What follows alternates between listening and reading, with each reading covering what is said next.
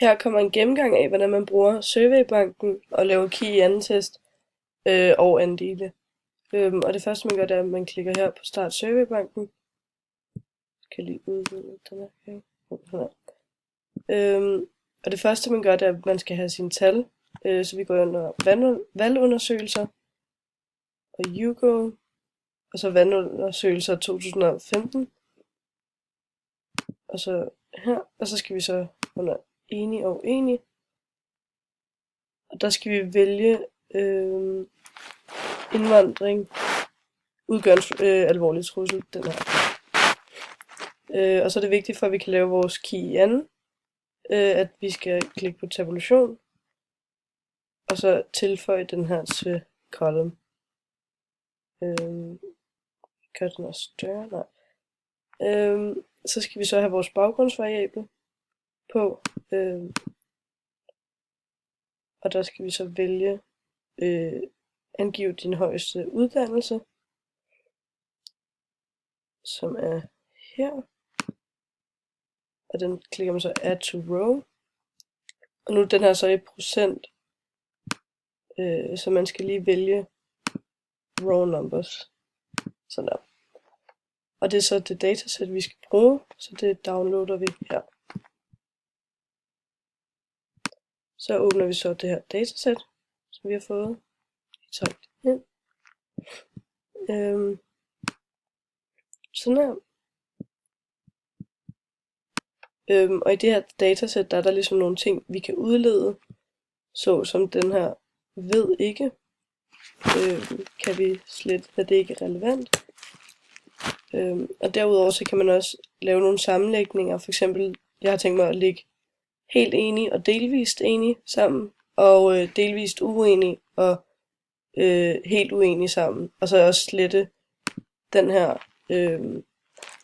hverken enig eller uenig, da de heller ikke rigtig har en holdning, og derfor ikke er relevante for den her undersøgelse.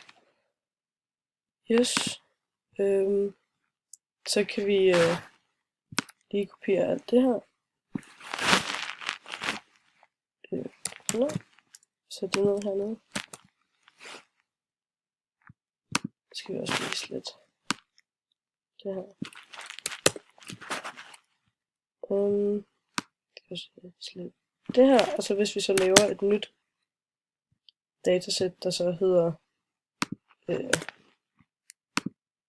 vi gør den lidt længere.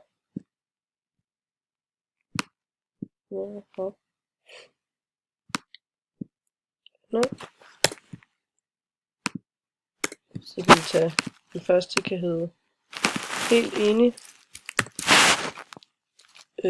og delvist enig, og den næste kan så hedde uenig og så delvist uenig. Yes. Så gå i gang med de her sammenlægninger. Så vi starter her, så kan vi sige, at det er så den her og den her sammenlagt. Så kan vi egentlig bare trække den herned. Og så også det samme gør vi herover. Vi tager her delvist uenig, som er her. Lægger den her til. Og så kan vi også bare trække den ned. Derudover så er der også herude i siden, der kan man også forkorte lidt. For det første så vil jeg lige slette den her. Ønsker ikke at oplyse, og det er heller ikke altså relevant. Og så kan man så, nu laver jeg lige en ny, sådan så man kan sammenlægge det. Så hvis vi kopierer den her, og så den her. Og så bliver tallene nemlig lidt underlige, fordi man flytter og nej. Lige kopiere det her og slette det. Så skal vi igen flytte nogle af de her, så der man kan se, hvad der står. Sådan der. Okay. Og det jeg egentlig gerne vil lægge sammen, det er kort og mellemlang uddannelse. Så vi kan fx skrive den her, skrive kortstreg mellem videregående uddannelse. Og det er fordi, det er praktisk talt det samme. Man kan sige, det er under 3 år og 3 til 4 år. Derfor så kan vi bare slette den her.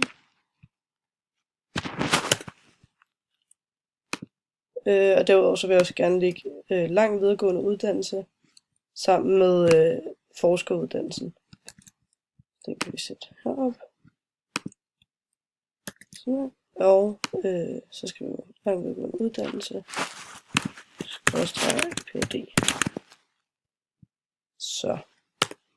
Så har vi nemlig de sammenlægninger, vi gerne vil have. Så skal vi altså lige sammenlægge de her tal igen, og vi tager den korte og mellemlange uddannelse.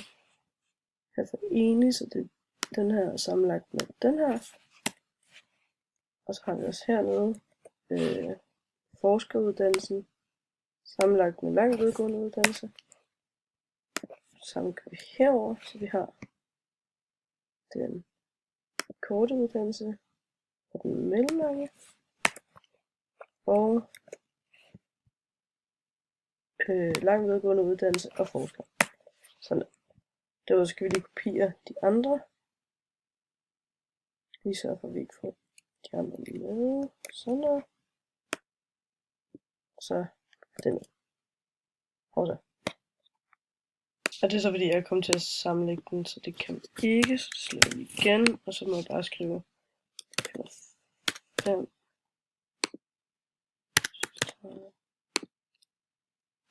20.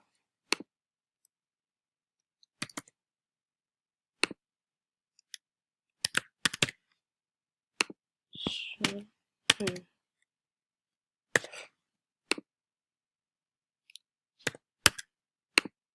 og 436, yes. Så kan vi så komme i gang med at lave de her forventede værdier. Og igen, så kan vi så tage vores sådan endelige. Ej, det er simpelthen løgn. Så tilbage. Ja, vi tager dem her, og så kopierer vi dem i stedet for at slette dem. Og sætter dem hernede. Og så kan vi slette de her. Sådan. Yes, og så kan vi lige også få nogle totaler på dem herovre.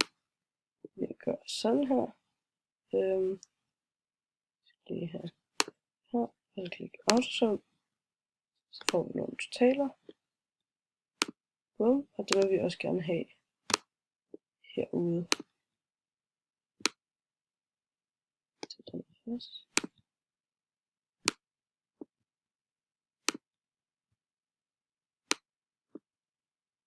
Sådan.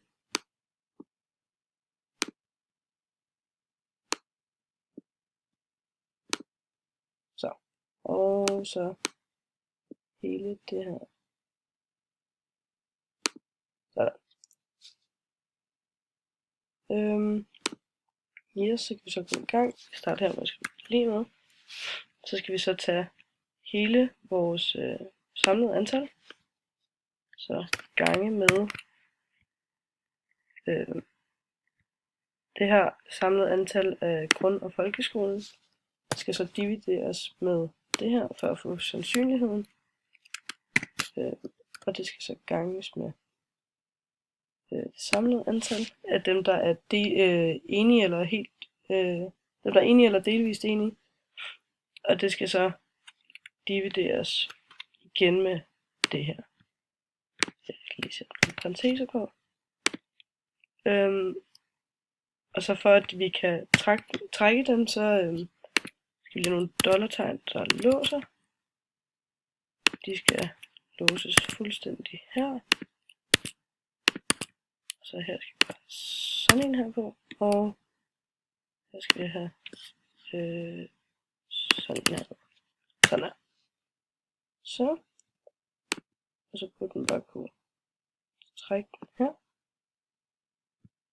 Og så også helt vejen ned. Sådan. Så kan vi lige køre nogle decimaler af, sådan så det ikke ser så voldsomt ud. Kan man sådan og have 2 på. Så kan vi så finde vores p-værdi. Ja, p-værdi. Og det gør man på den her måde, at man går op i formulas og formula builder, og så skal man så vælge den her key square test. Og så er det så, at man starter med at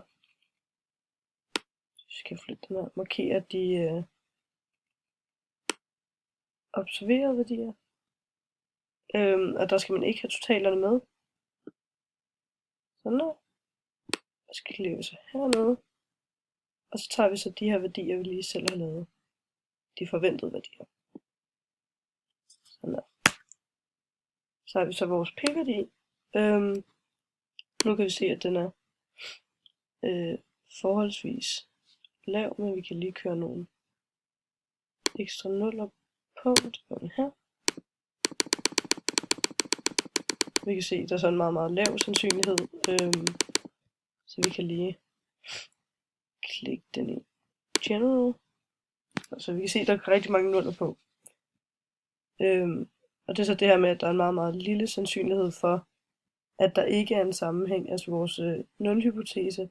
Så derfor så må der altså være en sammenhæng mellem ens uddannelse og hvorvidt man synes, at indvandring udgør en alvorlig trussel mod den danske befolkning. Og ikke befolkning, men kultur.